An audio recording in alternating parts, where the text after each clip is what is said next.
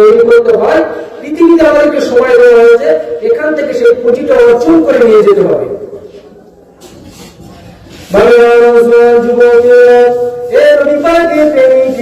পৃথিবীর জমিন থেকে একদিন না একদিন আমাকে আপনাকে বিদায় হয়ে কবরে যেতে হবে, কারণ আমরা সর্বপ্রথমে রুহের জগতে ছিলাম। আমরা আল্লাহ পাক রব্বুল আলামিন রুহের জগৎ থেকে আমাকে আপনাকে মায়ের পেট নামক জগতে পাঠিয়েছিল, কিন্তু এই জগৎ থেকে আমরা আবার পৃথিবীর জমিনেতে পৌঁছে গেছি, পৃথিবীর জমিনেতে চলে এসেছি। কিন্তু পৃথিবীর জমিনটা আমাদের জন্য শেষ জগৎ নয় গো। পৃথিবীর জমিনটা ছেড়ে দিতে হবে, পৃথিবীর জমিনটা ছেড়ে দিয়ে আমাকে আপনাকে কবরের জগতে যেতে হবে।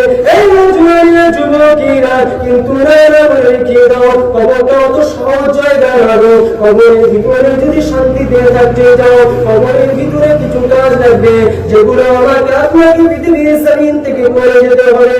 কবরে আমাদের নামাজ লাগবে, আমাকে আপনাকে নামাজ পড়তে হবে। কবরে আমাদের রোজা লাগবে, আমাকে আপনাকে রোজা রাখতে হবে। কবরে আমাদের দান খায়রাত লাগবে, আমাকে আপনাকে দান খায়রাত করতে হবে। কবরে বড়দের সম্মান লাগবে, আমাকে আপনাকে বড়দের সম্মান দিতে হবে। কবরে বাপ মায়ের সেবা লাগবে, আমাকে আপনাকে বাপ মায়ের সেবা করতে হবে। এইভাবে যদি সব কিছু পৃথিবীর জমিন থেকে ঠিকঠাক করে যদি কবর পর্যন্ত পৌঁছে যেতে পারি, আমার আল্লাহ পাক রব্বুল আলামিন এমন মেহমানদারি করবেন, পৃথিবীর জমিনে দিয়ে এমন মেহমানদারি অন্য কেউ করতে পারে না। আমার আল্লাহ পাক রব্বুল আলামিন আরশের ছায়া দিয়ে দেবে, ডানা দিয়ে আমার নামা দিয়ে জান্নাতুল ফিরদাউস দিয়ে খুশি করে দেবে।